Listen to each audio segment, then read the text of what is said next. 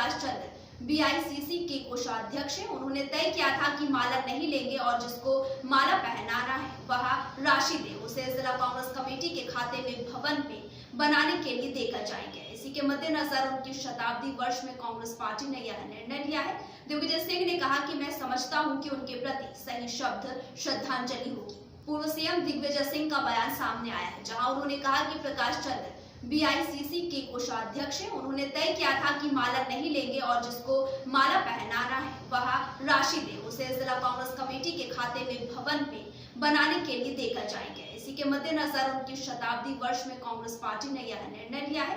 दिग्विजय सिंह ने कहा कि मैं समझता हूं कि उनके प्रति सही शब्द श्रद्धांजलि होगी। इसलिए मैंने कहा कि मेरे साथ भी ऐसा हुआ था जब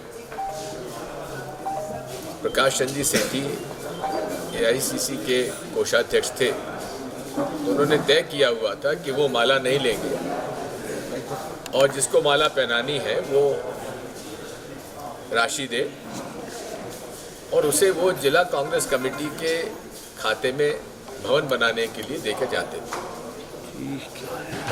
तो आज उनके शताब्दी वर्ष में अगर कांग्रेस पार्टी ये निर्णय लेती है तो मैं समझता हूँ उनके प्रति सही श्रद्धांजलि होगी और उनकी स्मृति में हमें प्रकाश चंद्र सेठी कांग्रेस भवन सभी जगह बनाएं, ये हमारा प्रयास होना चाहिए। कल सिंधिया जी के कार्यक्रम में खंडवा में एक किसान की मौत हो गई, उसके बाद मंच से श्रद्धांजलि जरूर दी गई लेकिन भाषण चलता रहा। अब मैं नहीं कहूँगा कि असंवेदनशीलता की ये पराकाष्ठा है, मैंने इसमें ट्वीट भी किया है। हमें सिंधिया जी से उम्मीद नहीं थी। राजनीति अपनी जगह है लेकिन मानवता अपनी जगह है। जब मालूम पड़ गया कि आदमी यहाँ पर उनकी सभा में आया हुआ जीवन से उनकी सभा में भाषण सुनने आया और उसका देहांत हो गया, तो उसी वक्त सभा को स्थगित करना चाहिए था और उस व्यक्ति के परिवार को सांत्वना देने के लिए सिंधिया जी को उसके घर जाना चाहिए था। लेकिन संगत का असर हो जाता है। सर आज धरना दिया जा रहा है, ये भी मुझे एक आश्चर्य की बात है।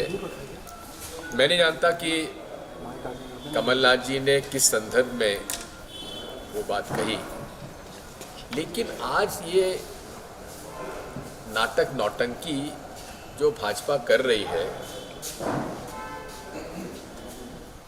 उसकी क्या आवश्यकता रही मैं नहीं जानता, लेकिन ग्वालियर से 200-250 किलोमीटर दूर हाथरस एक जगह है उत्तर प्रदेश, जहाँ एक दलित युवती का न केवल बलात्कार हुआ लेकिन भाजपा के सरकार के पुलिस ने उसके दलित परिवार को उसका शव भी, उसका दाह संस्कार भी करने के लिए नहीं दिया गया। तब उनका मौन किस परिप्रेक्ष्य में था मैं नहीं जानता, लेकिन एक शब्द भाजपा के किसी नेता का नहीं निकला।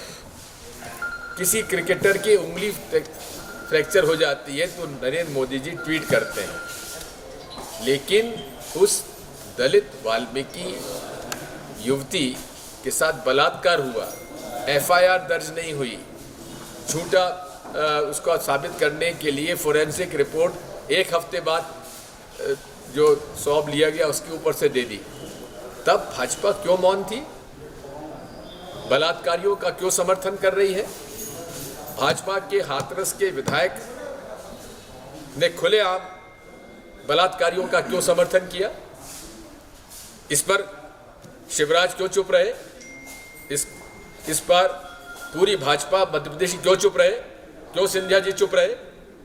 ये नाटक नौटंकी मदारीपना करना छोड़ो। जनता में सब बात जा चुकी है और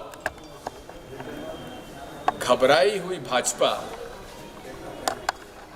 ये उसके समझ में आने लगा है कि पूरे प्रदेश की जनता समझ चुकी है और कमलनाथ जी के प्रति अपार लहर के उनके समर्थन में उनके साथ सहानुभूति है और लहर है कांग्रेस के पक्ष में। मैंने 77 का चुनाव लड़ा था, उस समय जनता पार्टी की लहर थी, हमको गांव में घुसने नहीं देते थे कांग्रेस के लोगों। आज वही माहौल कांग्रेस के पक्ष में और कमलनाथ जी के पक्ष में है। उससे घबराकर कहीं मामा घुटने टेक रहे हैं, कहीं कैंडिडेट लेट रहे हैं, लौट रहे हैं। और अब एक मंत्री जी ने मैंने देखा अभी, पहले दंडवत दिया घुटने टेक कर, फिर कहा कि नहीं जनता के सामने फोटो खिंचवाओ, तो फिर दूसरी बार फिर दंडवत दिया। ये नाटक नौटंकी करना बंद करो।